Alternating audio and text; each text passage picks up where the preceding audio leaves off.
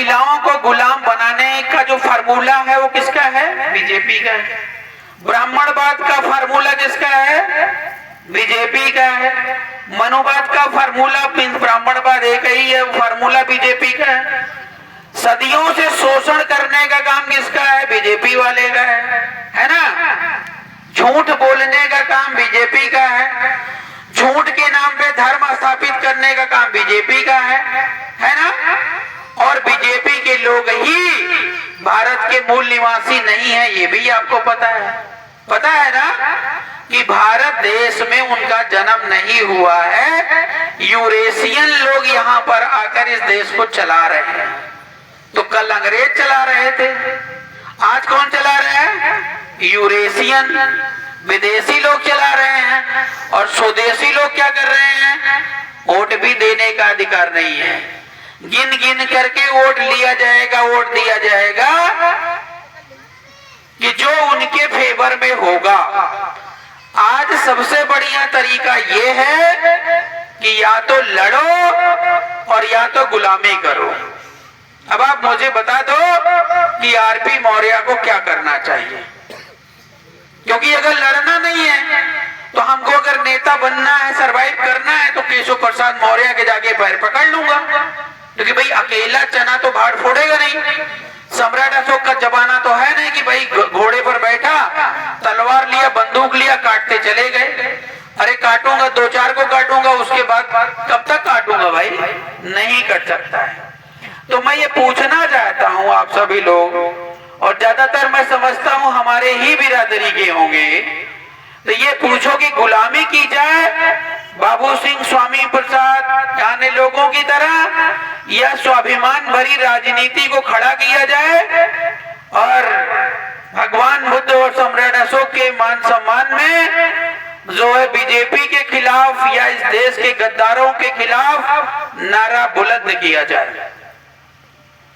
बताइए, आप लोग बताइए।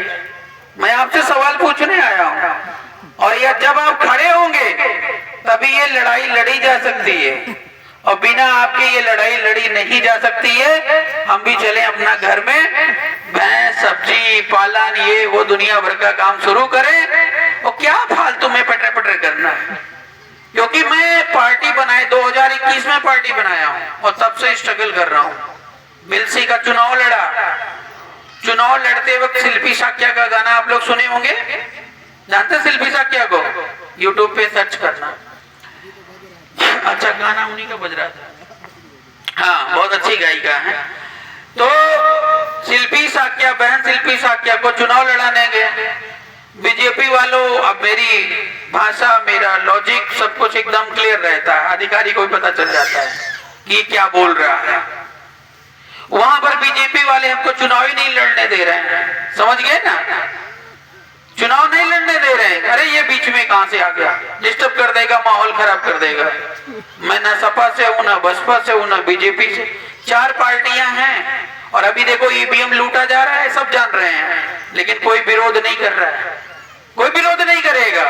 और अभी एक दिन पहले वीडियो वायरल हुई है कि जो है प्रियंका गांधी, अखिलेश यादव और सारे जितने नेता विपक्ष के सब बैठ के एक साथ चाय पी रहे हैं। तो चोर चोर मौसेरे भाई, उल्लू तो हम कटे हैं? तो बीजेपी वाले चुनाव हमको नहीं लड़ने दे रहे थे। तो उस दौरान जब पर्चा दाखिल हुआ तो एसडीएम, एक तो उनकी साइड नहीं चल रही थी, एसडीएम के साथ बड़ा लफड़ा हो गया। लफड़ा यह हो गया कि 14 दिन हमको जेल में रखा गया, बीजेपी वाले रखे 14 दिन। जानते क्यों? क्योंकि इलेक्शन करवाना था, और मैं होता तो बिल्सी का इलेक्शन नहीं होता।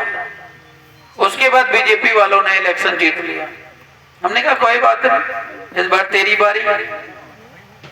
अगली बार अभी लोकसभा चुनाव में लड़ा, चुनाव बिल्सी से, वो बदायूं से चुनाव जब मैंने बदायूं से लड़ा, यही बीजेपी वाले हैं अपनी पूरी पावर को बदायूं में झोंक दिए, पूरी पावर झोंक दिए। हमारे समाज की स्वामी प्रसाद की बिटिया जो है वो गली गली जाकर के आरपी मौर्य के खिलाफ वोट मांग रही थी, और तुम कहते हो बिरादरी के नाम पे। मर मिटो भाई, हम तो खुल्ला खुल्ला बोल रहे हैं, हम कहते पहले मेरा घर परिवार, उसके बाद बिरादरी। घर परिवार तो हमने छोड़ दिया, बड़े भाई सब संभाल रहे हैं, नो टेंशन, लेकिन सबसे पहले बिरादरी। अब बिरादरी का मतलब ये नहीं कि मैं दूसरी बिरादरी के साथ अन्याय करूंगा, ये हमारी पार्टी का रूल नहीं है। हमारी पार्टी में इस समय 5 राष्ट्रीय अध्यक्ष हैं। एक मौर्य जी आपके सामने खड़े हैं, यादव जी दूसरे हैं, वर्मा जी दूसरे हैं, अगले दूसरे हैं, समझ रहे हैं ना। मैं ये चाहता हूं कि एक ही पार्टी में पूरे भारत के लोग समाहित हो जाएं। और क्यों चाहता हूं? क्योंकि हमको भारत को अखंड बनाना है, हमको भारत को सोने की चिड़िया बनाना है।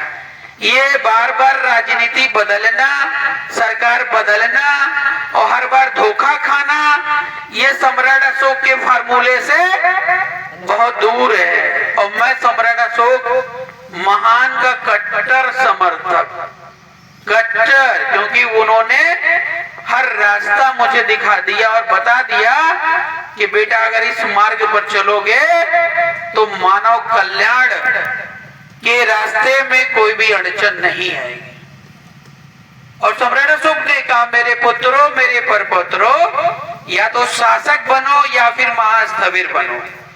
शासक का मतलब होता है या तो दिल्ली और लखनऊ संभालो, और या तो जो है धर्म गुरु बन जाओ।